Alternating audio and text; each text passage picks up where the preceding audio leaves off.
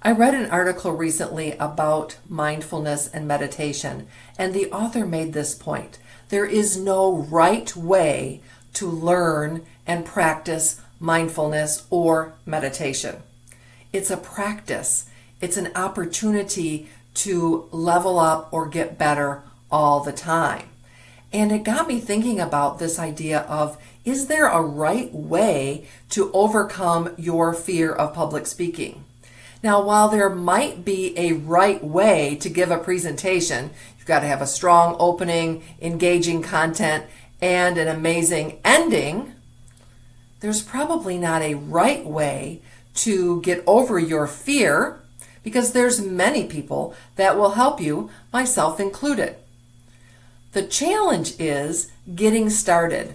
For many of us, that fear of public speaking stops us from doing the things we know we need to do to get ahead in our career, lead a meeting, volunteer to do a presentation, something like that, or getting ahead in our business, sharing our story in person or online, doing sales calls, making appointments with people, with maybe more than one person at a time. I've had people tell me over and over again, they're great with just one individual, but put them in front of a group of 3 or 6 or 12 or more, and they freeze up and get tongue-tied. That, ladies and gentlemen, is fear in action. That is what you want to overcome if that is true for you. So here's my recommendation in terms of what you might want to consider in order to overcome your fear. First of all, make a plan, and have that plan include what your topic is. What are you going to share? What are you going to talk about? And I would encourage you to narrow it down and be very specific about the what. Now, maybe within that what you have a couple, 3 subtopics, but really define what you're passionate about, what your experience has been, and what you can bring to the table. And then, who needs to hear your message? Who is it that is the right fit client for you, and where do they hang out? Maybe they hang out in person, maybe they hang out online. Chances are they do both, maybe more so online in this day and age than in person, but find out. You have to do a little research where they hang out, where you can share your message, and then why. Why do they need to hear from you? Why is your message important? You can be really thoughtful about that, because a meeting planner is going to ask you, they may not even ask you, they may do some research about you, so have your why clear in your information about you online. I'm trying to think of LinkedIn, Facebook, all of your profiles online. That was the word I was trying to come up with. Then, when do you want to get started? Today. Get started today. After you listen to this video, take one action.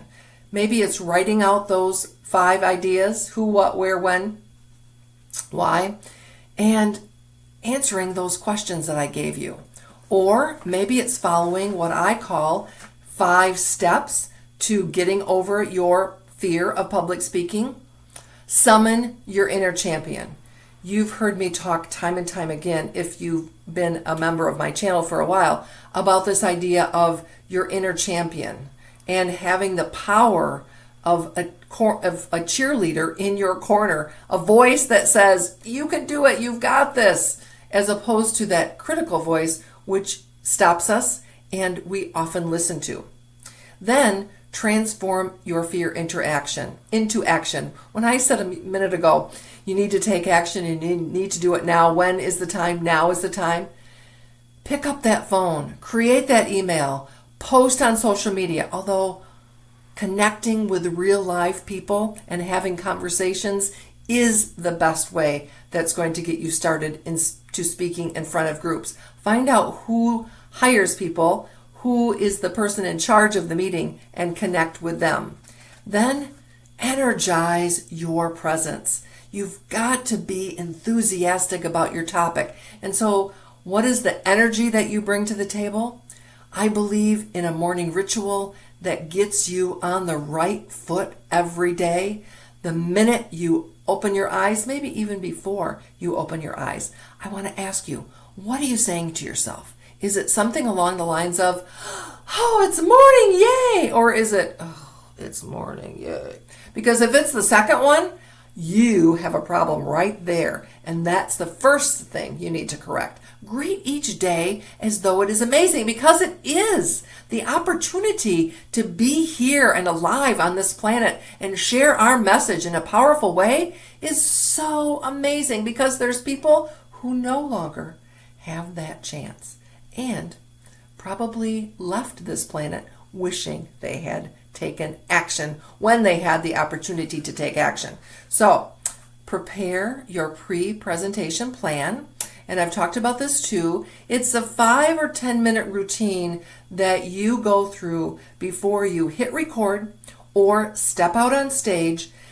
It focuses you and brings you energy, probably includes some breathing techniques, maybe a power pose or two, for sure, standing with your feet flat on the floor so you can draw energy up through the ground and out to your audience or to your camera, whatever the case may be.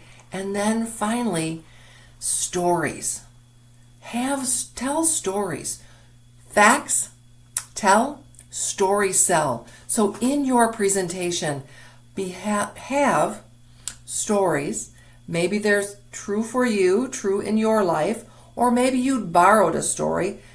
Don't take credit for somebody else's story. Simply borrow and give credit to that person, or use stories that are in the general purview of people, stories about famous individuals who've overcome odds, or maybe it's something like Aesop's fables, where you can tell an Aesop fable and relate it to your point. Remember, humans love stories, and that will connect you. Avoid listing a whole bunch of data points. Sure, there's data about your topic, but what makes it relatable is the stories around the data.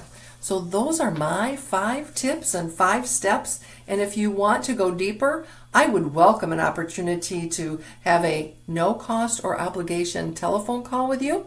So you can find my website, which is on my channel, and book a call with me, because I'm always happy to help you out.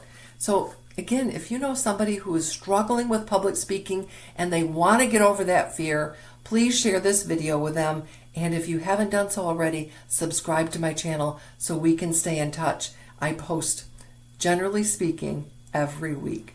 Thanks so much for today. See you again soon.